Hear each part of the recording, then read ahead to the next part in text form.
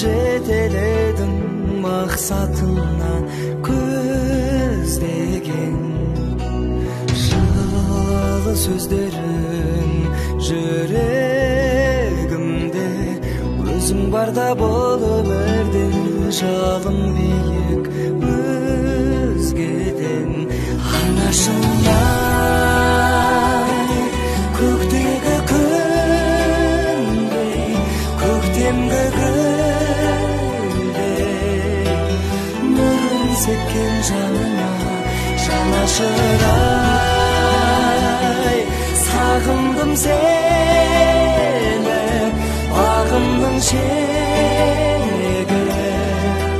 ақ сүт берген анашыма